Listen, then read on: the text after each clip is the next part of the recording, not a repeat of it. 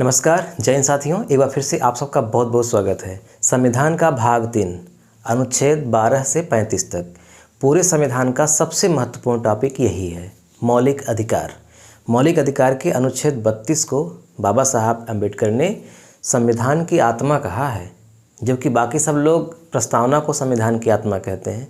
मुझे लगता है कि इस टॉपिक को हर इंसान को जानना चाहिए, चाहे वो प्रतियोगी छात्र हो या न हो। एक आम इंसान को भी ये जानना चाहिए। किसी ने कहा है कि पेड़ों की छांव का आनंद वही जानेंगे जो लोग धूप से आ रहे हों। वो क्या जानेंगे उसका आनंद जो वहीं छांव के नीचे पले बढ़े हों। आज हमारे संविधान में जो हमको मौलिक अधिकार मिले हैं, हमें पता ही नहीं है। यहाँ की जो प्रधान हैं, वीडीसी हैं, जिला पंचायत सदस्य हैं, यहाँ तक कि कुछ विधायक जो जनप्रतिनिधि हैं, उनसे भी पूछा जाए कि हमें संविधान ने कितने मौलिक अधिकार दिए हैं, तो शायद बहुत कम लोग होंगे जो जानते होंगे। इसलिए नहीं जानते क्योंकि उनको लगता है कि ये बहुत काम का नहीं है। आप उससे पूछिए इसका महत्व जो कभी अस्पृश्यता का शिकार हुआ हो, छुआछूत का शिकार हुआ हो और अचानक उसे अधिकार मिल जाए कि आज से तुम छुआछूत का शिकार नहीं होगे, तब वो उसका महत्व समझेगा। जो कभी किसी दूसरे धर्म में रुचि पैदा किया हो और उसे जान से मार देने की धमकी आई हो, फिर उसे बाद में एहसास हुआ हो कि नहीं, आज से आप इतने स्वतंत्र हो कि किसी भी धर्म को मान सकते हो, तब वो जानेगा कि हाँ, हमें ये अधिकार मिला है कि हम किसी भी धर्म को जान सकते हैं, समझ सकते हैं, अपना सकते हैं। जीने का अधिकार, जब हमें कभी ऐसे ही तोप से उड़ा दिया जाए, सुरक्षा की कोई गारंटी न हो, ऐसे में हमको सुरक्षा मिल जाए कि हम कम से कम ज़िंदा रहेंगे, कोई मार नहीं सकता, तब हम समझेंगे कि हाँ, हमको मौलिक अधिकार मिला है ना। हम अपनी संस्कृतियों को, सभ्यता को सुरक्षित रख सकते हैं, इसका भी अधिकार है। ये कभी नहीं था।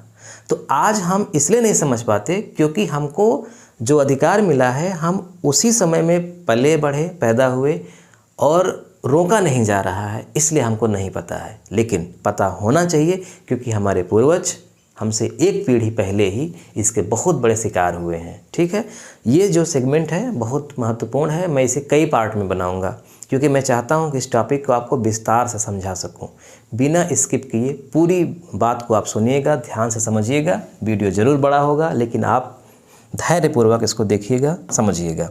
बहुत काम का ये टॉपिक है। मूल अधिकार। हमारा संविधान 22 भागों में बटा हुआ है। हमने पहले भाग की चर्चा कर लिया। पहले भाग में क्या था? संघ और उसका राज्य क्षेत्र, अनुच्छेद 1 से 4। दूसरे भाग में हमने पढ़ा नागरिकता, अनुच्छेद 5 से 11। अब भाग पढ़ेंगे 3, संविधान का भाग 3। और इसमें अनुच्छेद कहाँ से कहाँ तक है? तो इसमें अनुच्छेद है 12 से लेकर के 35 तक। तो 12 से 35 तक के बारे में हम इसमें पढ़ेंगे, यानी कि 12, 13, 14, 15, 16, 17, 18 ऐसे ऐसे अनुच्छेद 35 तक जाएंगे। इसका मतलब बड़ा टॉपिक है, सबसे महत्वपूर्ण टॉपिक है। अब पहले हम जान लेते हैं कि जो हमें मूल अधिकार मिला है, वो मूल अधिकार दरअसल है क्या क्या। देखिए, भारतीय नागरिकों को प्राप्त मूल अधिकार, यानी जब 26 जनवरी 1950 को हमारा संविधान लागू हुआ, हमको ये 7 प्रकार के मूल अधिकार मिले हुए थे, मौलिक अधिकार। इसकी विशेषता क्या है, ये सब कुछ अभी हम चर्चा करेंगे। पहले संक्षिप्त में आप जान लीजिए। पहला अधिकार हमको मिला है जिसका नाम है समानता का अधिकार। ये अनुच्छेद 14 से लेकर के 18 तक इसका वर्णन है। 14, 15, 16, 17 और 18, यानी कि 5 अनुच्छेदों में समानता का अधिकार बताया गया है। हम हर एक अनुच्छेद को आराम से पढ़ेंगे, 14, 15, 16, 17, 18 सबको। फिर दूसरा है स्वतंत्रता का अधिकार। इसकी चर्चा की गई है अनुच्छेद 19, 20, 21 और 22, यानी 4 अनुच्छेदों में, यानी 19 से लेकर के 22 तक। फिर तीसरा है शोषण के विरुद्ध अधिकार। ये इसकी चर्चा हुई है अनुच्छेद 23 और 24 में। फिर चौथा अधिकार है धर्म की स्वतंत्रता का अधिकार। ये हमको मिला हुआ है अनुच्छेद 25, 26, 27 और 28, यानी कि 4 अनुच्छेदों में। फिर पांचवा है संस्कृति और शिक्षा संबंधी अधिकार। इसकी चर्चा हुई है अनुच्छेद 29 और 30 में, 2 अनुच्छेदों में। फिर छठवां मूल अधिकार है संपत्ति का अधिकार, इसकी चर्चा हुई है अनुच्छेद 31 में। और फिर सातवां अधिकार है संवैधानिक उपचारों का अधिकार, जिसे बाबा साहब ने आत्मा कहा, संविधान की आत्मा, वो है अनुच्छेद 32। अब ये बात हो रही है 26 जनवरी 1950 को जब संविधान लागू हुआ, मूल संविधान, और 1978 तक हमारे पास जो अधिकार थे वो 7 थे। लेकिन 44वां संविधान संशोधन हुआ 1978 में, जनता पार्टी की सरकार थी, 44वां संशोधन हुआ 1978 में। उस संशोधन में संपत्ति के अधिकार को हटा दिया गया, यानी अनुच्छेद 31 को डिलीट कर दिया गया। तो वर्तमान में सिर्फ हमें 6 अधिकार मिले हैं। संपत्ति का अधिकार अब मौलिक अधिकार नहीं है, ये लीगल राइट है, इसकी चर्चा हम आगे करेंगे। तो वर्तमान में 2025 की बात करें तो हमारे पास कुल 6 अधिकार हैं, संपत्ति का अधिकार को छोड़ करके। इसकी चर्चा हम बहुत डिटेल में करेंगे, आप बिल्कुल परेशान मत होइए। अब हम पीछे लौटते हैं। सबसे पहले हमने आपको क्या बताया कि मूल अधिकार यानी कि फंडामेंटल राइट ये क्या होते हैं। ये वे अधिकार हैं जिनके बिना हम सांस नहीं ले सकते, जी नहीं सकते, सबसे महत्वपूर्ण अधिकार होते हैं। और पूरे कानून में, पूरे संविधान में जितने भी अधिकार हैं, जितने भी कानून हैं, उनमें ये सबसे ऊपर माने जाते हैं, है ना। इनके विरुद्ध कोई भी कानून नहीं बनाया जा सकता। सबसे पहले इंग्लैंड में इसकी चर्चा हुई थी 1215 में, मैग्ना कार्टा कहा गया था इसको। वहाँ के राजा जॉन थे, इन्होंने एक अधिकार पत्र पर साइन किया था, पहला साइन था, इसी को मैग्ना कार्टा कहा गया। लेकिन बाद में, बहुत बाद में, अच्छा चर्चा करेंगे हम लुई 16वां की, फ्रांस के जो राजा थे लुई 16वां, उनको फांसी पर भी लटका दिया गया था, जनता इतनी जागरूक हो गई थी वहाँ की। लेकिन आप बात करिए डायरेक्ट अमेरिका में, USA, अमेरिका, क्योंकि हमारा जो मौलिक अधिकार है, जो हमारे संविधान में वर्णन किया गया है, वो अमेरिका के संविधान से लिया गया है। तो पूरी दुनिया में एक लिखित संविधान पहला अमेरिका का बना, और वहाँ हालांकि ओरिजिनल संविधान में, जो मूल संविधान था उसका, उसमें मौलिक अधिकारों की चर्चा नहीं हुई थी, लेकिन वहाँ भी संशोधन किया गया। तो 10वां संशोधन था संविधान में, उसके बाद मौलिक अधिकारों को वहाँ पे जोड़ा गया, है ना। तो अमेरिका में पहली बार मौलिक अधिकारों की एक लिखित चर्चा की गई संविधान में, और फिर वहीं से हमारे संविधान में लिया गया। हमारे संविधान में इसको जोड़ने के पहले बहुत मशक्क़त करनी पड़ी, बड़ा इतिहास है इसका। जैसे 1931 में कराची का अधिवेशन हुआ लाहौर में, ये इम्पॉर्टेंट है, ध्यान रखिएगा। कराची में अधिवेशन हुआ, इसके अध्यक्ष थे वल्लभ भाई पटेल, वल्लभ भाई पटेल यानी कि लौह पुरुष। इसके अलावा एक नेहरू रिपोर्ट आई थी, तो नेहरू रिपोर्ट और कराची अधिवेशन में मौलिक अधिकारों की पूरी व्याख्या की गई, ये प्रस्ताव लाया गया, और 1935 में भारत शासन के अधिनियम में इसे जोड़ा गया। और जब संविधान बनने लगा तो पंडित जवाहरलाल नेहरू, सरदार वल्लभ भाई पटेल, इनके प्रयासों से विस्तृत वर्णन किया गया हमारे संविधान में, ठीक है, मौलिक अधिकार। अब हम देखते हैं कि मौलिक अधिकारों का अभिप्राय क्या है। अभिप्राय मतलब क्या है, मौलिक अधिकार कहते किसको हैं, मौलिक अधिकार क्या है। हमने ये पहले ही लिख दिया है ताकि हमारा समय बचे। देखिए, मौलिक अधिकारों को लागू कराने के लिए अनुच्छेद 32 के अंतर्गत सीधे उच्चतम न्यायालय जाया जा सकता है। इसीलिए अनुच्छेद 32 को संविधान की आत्मा कहा जाता है। यानी हमें जो मौलिक अधिकार मिले हैं, क्या क्या मिले हैं, समानता का अधिकार, स्वतंत्रता का अधिकार, है ना, धार्मिक स्वतंत्रता का अधिकार, संस्कृति संबंधी प्राण एवं दैहिक स्वतंत्रता, ये जो अधिकार हैं हमको अधिकार तो मिल गया, संविधान ने दिया, लेकिन इसकी रक्षा कौन करेगा। यानी हमारे अधिकारों का उल्लंघन होगा तो हम क्या करेंगे, तो हम सीधे अनुच्छेद 32 के तहत सुप्रीम कोर्ट जा सकते हैं, सीधा सुप्रीम कोर्ट में गुहार लगा सकते हैं कि हुजूर हमारे अधिकारों का उल्लंघन हो रहा है। तो ये है, यानी हम इनके खिलाफ, इनको लागू कराने के लिए हम सीधे उच्चतम न्यायालय जा सकते हैं, हमारी मर्जी हम उच्च न्यायालय भी जाएं। इसके अलावा मौलिक अधिकार राज्य के विरुद्ध प्राप्त होते हैं। यानी राज्य के विरुद्ध का मतलब होता है कि हमें राज्य प्रताड़ित नहीं कर सकता, राज्य छीन नहीं सकता। देखिए, जब राज्य को सीमित किया जाएगा तो इसका मतलब कि जनता के अधिकार ज़्यादा होंगे। जब राज्य को सीमित नहीं किया जाएगा तो जनता के अधिकार कम होंगे। इसीलिए कहा गया है ना कि उदारवादी जो लोग होते हैं वो राज्य के खिलाफ होते हैं। व्यक्तिवादी, उदारवादी लोग, व्यक्तिगत स्वतंत्रता जिसकी बढ़ेगी तो जाहिर सी बात है कि राज्य की शक्ति कमज़ोर होगी, है ना। ये उसमें राजनीति विज्ञान में पढ़ाया जाता है। तो राज्य के विरुद्ध, यानी राज्य नहीं चाहता एक तरह से कि ये सारे अधिकार जनता को हों। राज्य ताकतवर बना रहना चाहता है, राज्य नहीं चाहता कि उसकी सत्ता खत्म हो, लेकिन जनता के लिए राज्य बहुत ताकतवर नहीं होना चाहिए। तो इसीलिए मौलिक अधिकार राज्य के विरुद्ध प्राप्त होते हैं।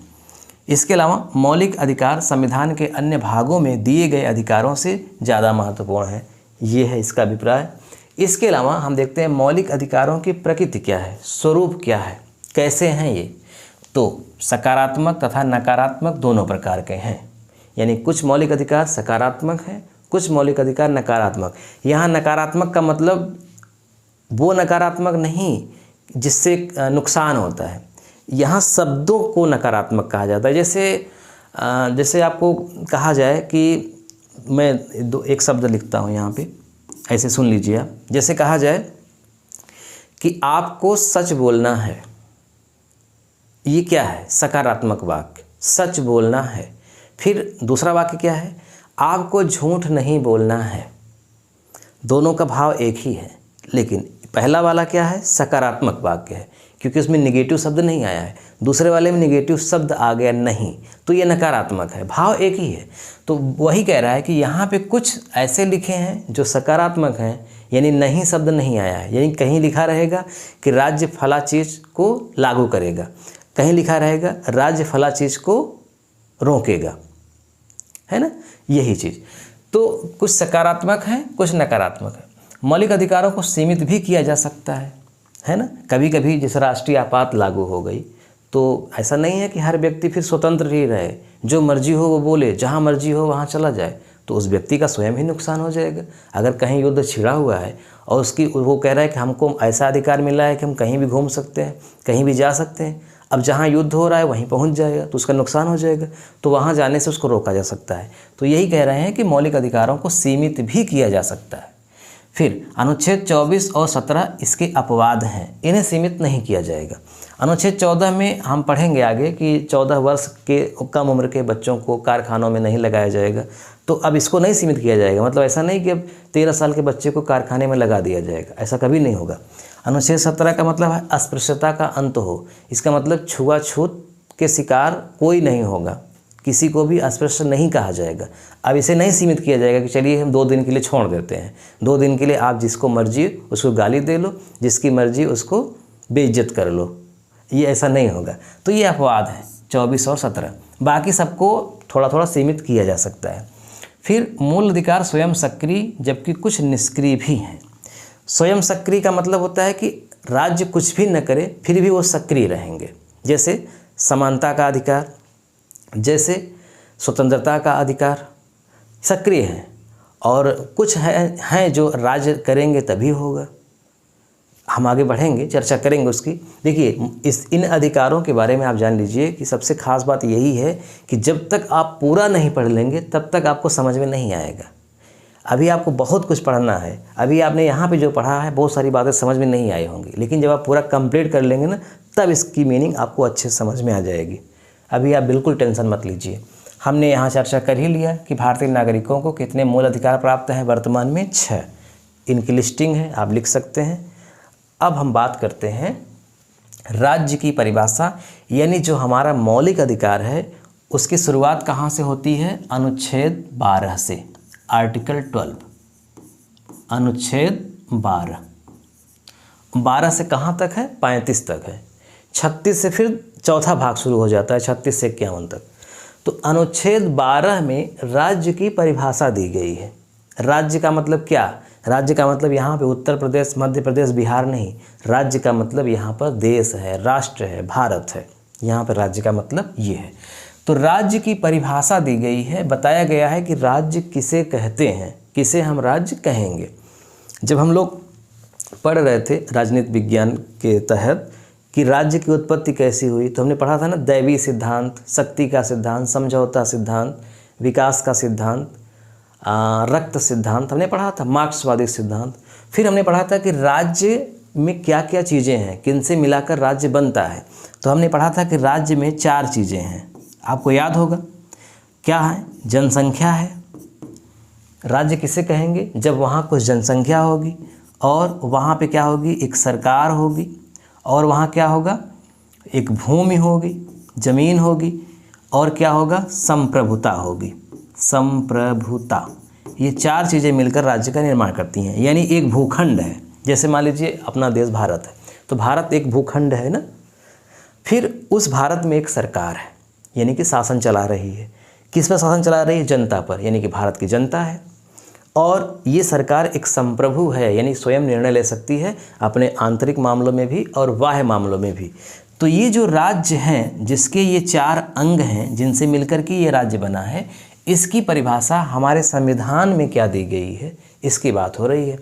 तो इसकी परिभाषा हमारे संविधान में ये दी गई है कि राज्य किसे बोलते हैं। तो भारत की जो संसद है, ये भी राज्य में शामिल होती है।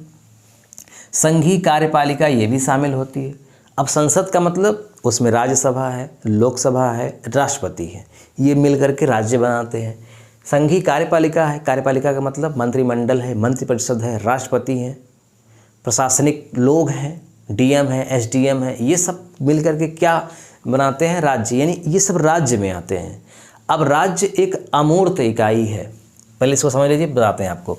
राज्य का विधानमंडल, जैसे केंद्र में संसद है, वैसे ही राज्य में जो प्रशासनिक इकाई है, उत्तर प्रदेश, मध्य प्रदेश, बिहार, वहाँ पे क्या है? विधानमंडल है और राज्य की कार्यपालिका। इसके अलावा सभी स्थानीय निकाय, जैसे ग्राम पंचायत, जिला पंचायत, क्षेत्र पंचायत, नगर निगम है ना, नगर पालिका परिषद, अन्य सभी वैधानिक या गैर संवैधानिक, जैसे LIC, ONGC। यानी ऐसे कहिए, एक लाइन में आपको याद रखना है कि जितनी भी सरकारी संस्थाएं हैं और गैर सरकारी संस्थाएं हैं, वो सब मिलकर के राज्य का निर्माण करती हैं, यानी वो सब राज्य में आती हैं। जैसे आपसे कोई पूछे कि सरकार किसे कहते हैं, किसको सरकार कहेंगे? प्रधानमंत्री को कहेंगे कि राष्ट्रपति को कहेंगे, किसको सरकार कहेंगे? तो आप समझिए कि राज्य और सरकार में अंतर क्या होता है। पहले ये जान लीजिए, तब आप अंतर कर पाएंगे, तब आप बता पाएंगे कि सरकार किसे कहेंगे। पुराने ज़माने में तो राजा ही सरकार था, सरकार, हुजूर, मालिक, सब वही व्यक्ति, वही न्याय भी करता था, वही कानून भी बनाता था, वही दंड भी देता था, सब कुछ वही करता था। राज्य एक अमूर्त इकाई है जो दिखती नहीं। भाई अगर आपसे कहें कि उत्तर प्रदेश कहाँ है, दिखाओ, तो आप क्या दिखाएंगे? उत्तर प्रदेश नाम की कोई चीज़ तो है नहीं। उत्तर प्रदेश एक अमूर्त चीज़ है, एक कल्पना है उत्तर प्रदेश। लेकिन उत्तर प्रदेश की यही अमूर्त चीज़, यानी राज्य एक मूर्त रूप देता है। राज्य का एजेंट होता है सरकार, और ये मूर्त रूप होती है। मूर्त का मतलब दिखती है। यही उत्तर प्रदेश में योगी जी की सरकार है। तो योगी जी, उनका पूरा मंत्रिमंडल, उनके नेता, उनके अधिकारी, ये सब दिखते हैं, काम कर रहे होते हैं। तो ये सब क्या है? उत्तर प्रदेश राज्य की एक मूर्त इकाई हैं, यानी राज्य के एक एजेंट हैं। तो एजेंट काम करते हैं, फिर उन्हीं को हम कह सकते हैं कि ये राज्य के एजेंट हैं। तो राज्य एक अमूर्त इकाई है और ये मूर्त इकाई है।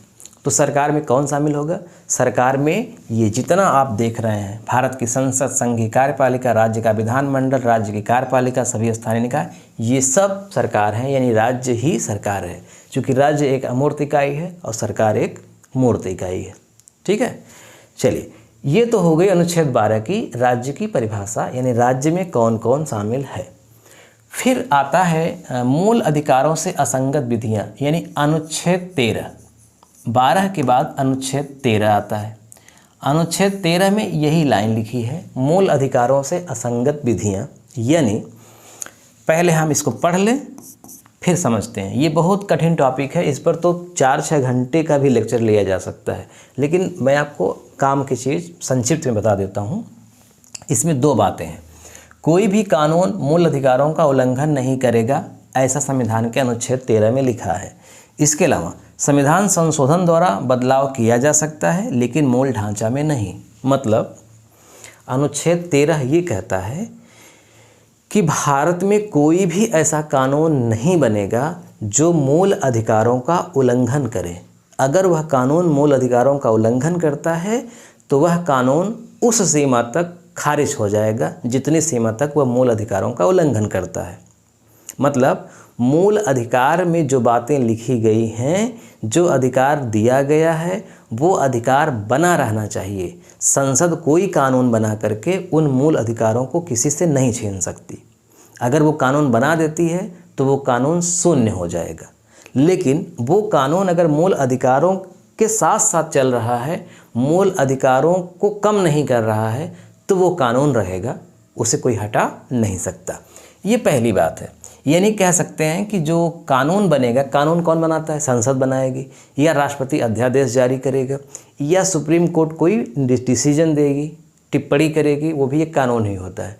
तो कोई भी डिसीजन, संसद का कानून या राष्ट्रपति का अध्यादेश, ये सब अगर मूल अधिकारों का उल्लंघन करेंगे तो ये शून्य हो जाएंगे। ये तभी रहेंगे जब ये मूल अधिकारों का उल्लंघन नहीं करेंगे। इसके अलावा संविधान संशोधन करके जो हमें मूल अधिकार मिले हैं, इसमें बदलाव किया जा सकता है। जैसे 44वां संविधान संशोधन किया गया 1978 में, और संपत्ति का अधिकार हमारा मौलिक अधिकार था, अब वो मौलिक अधिकार नहीं है, तो संशोधन हो गया ना। तो संशोधन किया जा सकता है अनुच्छेद 368 के तहत, लेकिन मूल ढांचा में नहीं किया जा सकता। ये बात सुप्रीम कोर्ट ने 1973 में बताई थी केशवानंद के मामले में। केशवानंद का एक मामला है, केरल राज्य के थे, महात्मा थे, एक तरह से पुजारी थे, संपत्ति को छीना जा रहा था, इसके लिए वो चले गए सुप्रीम कोर्ट। हालांकि ये केस हार गए थे, लेकिन उस समय सुप्रीम कोर्ट ने जो टिप्पणी की वो हमारे भारतीय इतिहास के जो निर्णय हैं उनमें सर्वोपरि है। उसी को केशवानंद कहा जाता है। 1973 में आया था, 13 जजों की बेंच थी। उसमें मूल ढांचा का कॉन्सेप्ट आया था कि संविधान का बेसिक स्ट्रक्चर है, मूल ढांचा है, उसमें बदलाव नहीं किया जा सकता।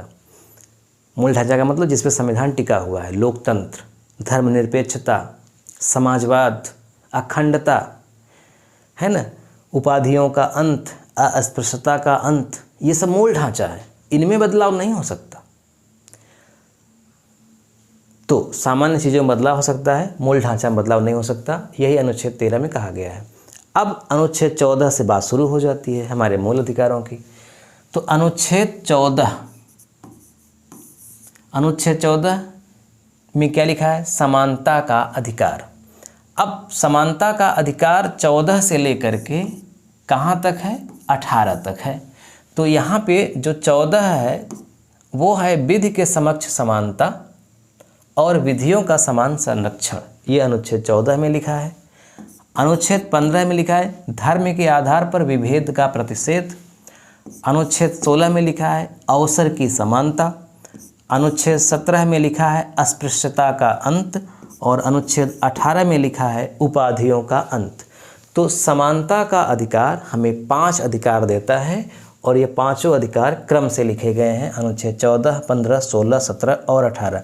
इनको मैं एक एक अधिकार को एक एक वीडियो में पढ़ाऊँगा। मैं चाहूँ तो एक ही वीडियो में समाप्त कर सकता हूँ, लेकिन इतने इंपॉर्टेंट है कि मैं डिटेल में ही आपको पढ़ाऊँगा। अभी मैं आज ये पढ़ाऊँगा, कल के वीडियो में मैं ये पढ़ाऊँगा धर्म के आधार पर विभेद का प्रतिषेध, और फिर धर्म के आधार पर विभेद का प्रतिषेध तो है, लेकिन फिर इसी में हम देखेंगे कि आरक्षण की भी व्यवस्था शुरू हो गई है। तो बहुत संवेदनशील मामला है, इसलिए हम इसको बहुत विस्तार से डिटेल में आपको पढ़ाएंगे, भले समय लगे, टेंशन मत लीजिएगा। तो चलिए शुरुआत करते हैं एक एक की। पहले हम देखेंगे विधि के समक्ष समानता। आप समझ रहे हैं ना, जो हमें 6 मौलिक अधिकार दिए हैं उनमें से पहला अधिकार क्या है? समानता का अधिकार। दूसरा क्या है? स्वतंत्रता का अधिकार। स्वतंत्रता का अधिकार शुरू होता है अनुच्छेद 19 से, फिर वो आगे आएगा। अभी जो 6 अधिकार दिए हैं उनमें से पहले अधिकार के 5 भाग हैं। पहले अधिकार के 5 भाग यानी 5 अनुच्छेद। तो पहले अधिकार के 5 अनुच्छेद पढ़ेंगे, तब हम दूसरे अधिकार में स्वतंत्रता वाले में जाएंगे। तो पहले अधिकार का पहला पार्ट जिसका नाम है विधि के समक्ष समता और विधि के समान संरक्षण का अधिकार, तो अनुच्छेद 14। अब इसमें क्या लिखा है देखिए, इसमें जो लिखा है मैं पहले वही लिख दूं, विधि के समक्ष समता,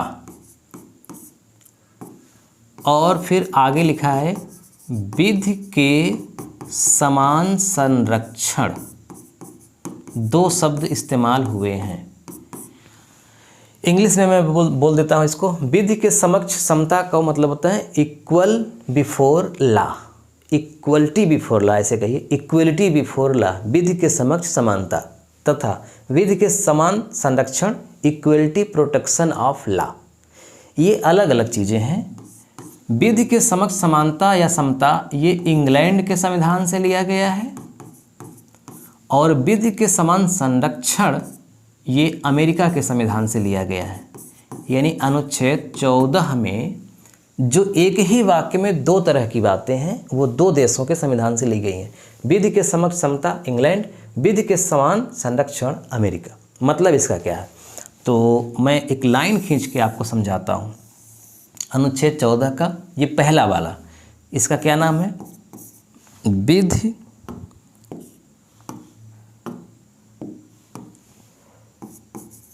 विधि के समक्ष समता, और यहाँ पे लिख देते हैं विधि के समान संरक्षण। ध्यान से समझिएगा, अंतर जब जानेंगे तभी समझ पाएंगे। विधि के समक्ष समानता का मतलब होता है कि जो हमारी विधि है, क्योंकि हमारे यहाँ विधि का शासन है ना, रूल ऑफ लॉ है, विधि का शासन है, और ये हमेशा रहेगा। और यह विधि का शासन बेसिक स्ट्रक्चर घोषित किया गया है, यानी मूल ढांचा। चाहे कोई भी सरकार आ जाए, चाहे लोकसभा में पूरी की पूरी सीट प्राप्त कर ले, इस बात को वो कभी नहीं बदल सकती। विधि का शासन हमारे यहाँ रहेगा ही, है ना। तो विधि के समक्ष समानता का मतलब है कि जो हमारी विधि है, जो हमारा कानून है, उसके सामने सभी समान हैं। चाहे वह अधिकारी हो, चाहे वह कर्मचारी हो, चाहे आम आदमी हो, चाहे वीआईपी आदमी हो, चाहे राजा हो, चाहे रंक हो, चाहे जो हो, विधि से कोई बड़ा नहीं है। विधि के आगे सब बराबर है, विधि के समक्ष सब समान हैं। इसका मतलब कि अगर एक डीएम है और अगर एक नाली साफ करने वाला है व्यक्ति, इन दोनों को विधि के सामने खड़ा किया जाएगा तो विधि कहेगी कि दोनों मेरे लिए बराबर हैं, एक ही नज़र से दोनों को देखेगी, फैसला सुनाएगी। ये मतलब है इसका विधि के समक्ष। अच्छा, विधि के समान संरक्षण का मतलब होता है कि सकारात्मक रूप में देखा जाएगा, सकारात्मक रूप में देखा जाएगा। यानी ये तो देखा ही जाएगा कि किसी के साथ भेदभाव न हो, लेकिन अगर कोई वंचित है तो उसे समान संरक्षण भी दिया जाएगा। उदाहरण के लिए, अगर कोई महिला गर्भवती है तो उसके लिए कुछ विशेष व्यवस्था करनी पड़ेगी, क्योंकि फिर अगर आप एकदम इक्वलिटी की बात करेंगे पुरुषों की तरह, तो वो तो उस तरह से बिहेव कर नहीं पाएगी। बच्चा है छोटा, वो उस तरह से बिहेव कर नहीं पाएगा, तो कुछ तो किया ही जाएगा। अगर एक आम व्यक्ति जो 30 वर्ष की उम्र का है, उसने किसी का मर्डर कर दिया, और एक 10 साल का बच्चा किसी का मर्डर कर दिया, तो दोनों में फ़र्क है। तो इसी को कहा जाएगा विधि के समान संरक्षण। यानी कि 30 साल वाले के लिए अलग तरह का फैसला सुनाया जाएगा, 10 साल वाले बच्चे के लिए अलग तरह का फैसला सुनाया जाएगा।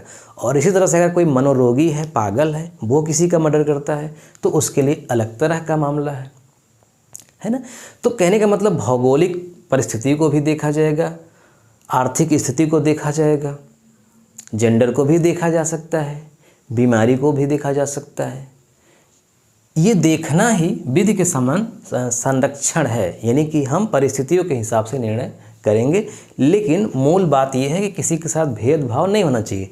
जो बात लिखी गई है विधि के समक्ष समानता, वो यही दर्शाती है कि भेदभाव ना हो। भाई, हम एक डीएम को जब खड़ा करें, एक आम आदमी को खड़ा करें, तो ये ना देखें कि आम आदमी को हम 10 साल की सज़ा सुना सकते हैं, लेकिन डीएम को हम 10 साल का कैसे सुनाएं? वो तो बहुत पढ़ा लिखा विद्वान है, वो तो जिला चला रहा है। चलो इसे ऐसा करते हैं, इसको 10 दिन की ही सज़ा दे देते हैं, जैसा हमारे पुराने कानूनों में होता था। पर्सन देख करके सज़ा सुनाया जाता था, किसको कितना दिया जाएगा, जाति के आधार पे सज़ा सुनाई जाती थी। ऐसे भी हमारे यहाँ वर्णन मिलते हैं। तो अब ये चीज़ नहीं होगा, ये मूल बात है। अब यहाँ पर कुछ अपवाद भी हैं। मोस्ट इम्पॉर्टेंट बात आप समझिएगा, कुछ अपवाद भी हैं। जैसे अगर एक आम आदमी किसी का मर्डर कर दे, किसी की हत्या कर दे, किसी की ज़मीन छीन ले, डकैती कर ले, लूटपाट कर ले, तो उसको तुरंत गिरफ्तार किया जाएगा, तुरंत उस पर मुकदमा चलेगा। लेकिन अगर राष्ट्रपति ऐसा कर दे या राज्यपाल ऐसा कर दे या विधायक सांसद ऐसा कर दे या जज ही ऐसा कर दे तो उनके साथ ऐसा नहीं होगा, उनको कुछ छूट दी गई है। ये क्या छूट है और क्यों दी गई है, ये महत्वपूर्ण है जानना, इसको जान लीजिए। तो सबसे पहले हम जानते हैं कि जो छूट दी गई है वो किनको किनको दी गई है। छूट का मतलब विधि के समक्ष सभी समान हैं, लेकिन कुछ लोगों को अपवाद के रूप में रखा गया है, यानी उन पर आम आदमी की तरह मुकदमा नहीं चलेगा, उनको कुछ विशेष सुविधाएं दी गई हैं। उसका रीजन क्या है? तो अनुच्छेद 361, ध्यान रखिएगा, अनुच्छेद 361, फिर अनुच्छेद 105, फिर अनुच्छेद 194, 3 आर्टिकल बहुत है, इतना आप समझ लेंगे तो आपका काम बन जाएगा। अनुच्छेद 361 में राष्ट्रपति और राज्यपाल के बारे में बताया गया है। क्या बताया गया है हम आपको बताते हैं। अनुच्छेद 105 में सांसद के बारे में बताया गया है। सांसद का मतलब लोकसभा या राज्यसभा के सदस्य। और 194 में विधायक के बारे में बताया गया है। विधायक का मतलब विधानसभा के सदस्य। राष्ट्रपति और राज्यपाल को ये बताया गया है कि ये व्यक्ति अगर अपने पद पर हैं, जैसे राष्ट्रपति अपने पद पर है, राज्यपाल अपने पद पर है, तो ये कोई भी गुनाह कर दे, कुछ भी हत्या, डकैती, लूटपाट, चोरी, जो मर्जी वो कर दे। हालांकि ऐसा करते नहीं हैं, लेकिन एक बात है कि अगर ये कर भी देते हैं तो इनके खिलाफ मुकदमा नहीं चलेगा। ये अपने पद पर रहते हुए जो भी फैसले लेंगे, एक तो 2 तरह का फैसला हो सकता है। एक फैसला हो सकता है जो उनका मंत्रिपरिषद उनको आदेश किया, जैसे राष्ट्रपति वही काम करता है जो उसकी मंत्रिपरिषद उसको सलाह देती है। तो ऐसे में राष्ट्रपति जो भी काम करेगा वो तो उसके लिए वो जिम्मेदार है ही नहीं, उसके खिलाफ कोई भी मुकदमा या महाभियोग कुछ चल ही नहीं सकता, क्योंकि उसके मंत्रिपरिषद ने उसको ऐसा करने के लिए कहा है। वो अलग बात हो गई, वो उसकी जो उसका पद है राष्ट्रपति का, उस पद के हिसाब से काम कर रहा है, उस पर कोई बात ही नहीं है, कोई टिक्का टिप्पणी ही नहीं है।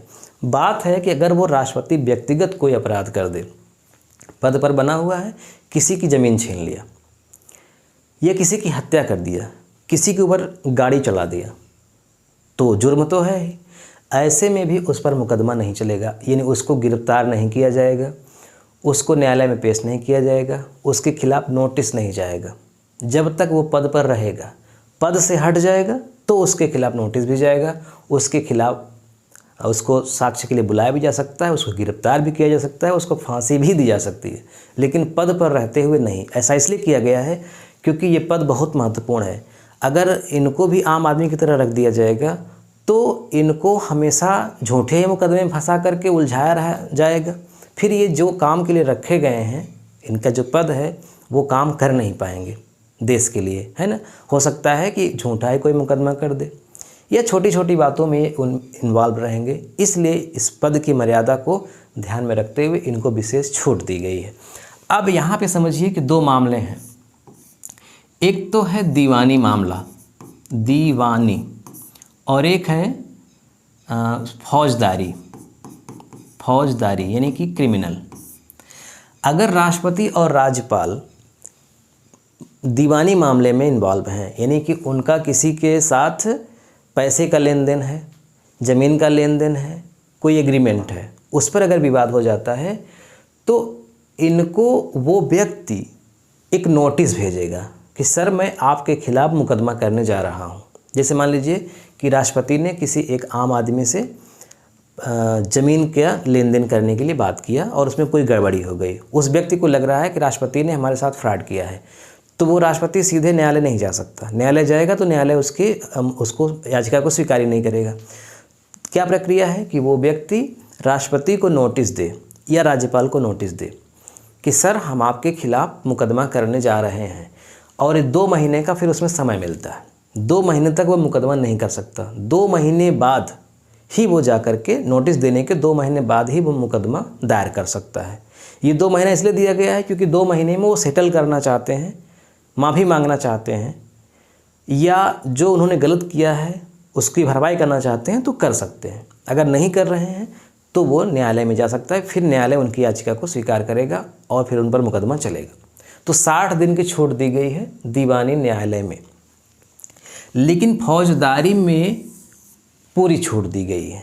अगर ये किसी की हत्या भी कर देते हैं पद पर रहते हुए, तो पद पर रहते हुए इनके खिलाफ नोटिस वगैरह भी नहीं दी जा सकती, न ही इनको गिरफ्तार किया जा सकता है, न इन्हें साक्ष्य के लिए बुलाया जा सकता है गवाही के लिए, न इन पर मुकदमा चलेगा। जब तक ये पद पर रहेंगे, पद से जैसे ही हट जाएंगे तब चलेगा।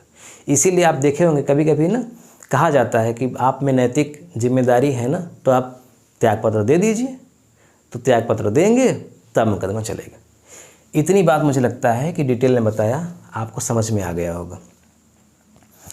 105 के तहत सांसद को क्या छूट दी गई है, तो इनको छूट केवल दी गई है दीवानी में, फौजदारी में नहीं। यानी अगर एक ये बात विधायक के लिए भी है, अगर एक सांसद और एक विधायक पद पर रहते हुए किसी के ऊपर गाड़ी चढ़ा दें या किसी का मर्डर कर दें, तो इन पर तुरंत फौजदारी का मुकदमा दायर हो जाएगा, क्रिमिनल का। तुरंत इनको गिरफ्तार भी किया जा सकता है, मुकदमा चलेगा और फिर इनको सज़ा भी हो सकती है। लेकिन अगर मामला दीवानी का है, पैसे का लेन देन है, एग्रीमेंट का लेन देन है, तो फिर इनको नोटिस दे करके और फिर इन पर मुकदमा चलेगा। लेकिन अगर ये लोग सत्र में हैं, सत्र चल रहा है, ये संसद का सत्र चल रहा है, विधानमंडल का सत्र चल रहा है, तो सत्र के समय दीवानी मामला भी नहीं चलेगा। सत्र के शुरुआत के 40 दिन पहले और समाप्ति के 40 दिन बाद ही चलेगा। जैसे मान लीजिए सत्र शुरू हो रहा है 15 तारीख से, तो 15 तारीख के पहले 40 दिन तक, 15 तारीख से पहले 40 दिन के बाद, यानी इसके बीच में इन पर मुकदमा नहीं चलेगा। और इधर अगला 40 दिन तक नहीं चलेगा, यानी यहाँ पे 40 दिन के बाद और यहाँ पर 40 दिन के पहले मुकदमा चलेगा। सत्र के पहले, जब सत्र चल रहा होता है, शीतकालीन सत्र, बजटकालीन सत्र, मानसून सत्र, उसकी बात हो रही है। इनके पद पर रहते हुए नहीं, यानी कि ये 5 साल के लिए आए हैं तो दीवानी मामला चलेगा, फौजदारी तो तुरंत चलेगा। सत्र का मतलब जब सत्र चालू है वहाँ जाते हैं, वो अलग मामला होता है, उसके लिए इनको ये छूट दी गई है। लेकिन राष्ट्रपति राज्यपाल के फौजदारी के लिए पूरी छूट है, दीवानी के लिए केवल नोटिस की छूट है। बस अनुच्छेद 14 विधि के समक्ष समानता और विधि के समान संरक्षण का अधिकार एकदम बेसिक है। अब हम अगले वीडियो में, कल हम आपको पढ़ाएंगे, डिटेल में पढ़ाएंगे, एक ही आर्टिकल पढ़ाएंगे, अनुच्छेद 15। समय मिलेगा तो ये वाला भी पढ़ा देंगे। और ये दोनों इतने महत्वपूर्ण हैं कि आप इसे मिस मत करिएगा, क्योंकि जो आप लोग आरक्षण की बात सुनते हैं वो यहीं का है। आरक्षण का मूल कॉन्सेप्ट कहाँ से आया, इन्हीं आर्टिकल को पढ़ेंगे तो समझ में आएगा। तो अनुच्छेद 15 और 16 में क्या अधिकार दिया गया है और फिर आरक्षण कैसे महिलाओं के लिए, SC ST के लिए शुरू किया गया, इसकी आप गहराई से यहाँ पे अध्ययन कर पाएंगे। वीडियो देखने के लिए आपका बहुत बहुत धन्यवाद। मिलते हैं नेक्स्ट वीडियो में। नमस्कार।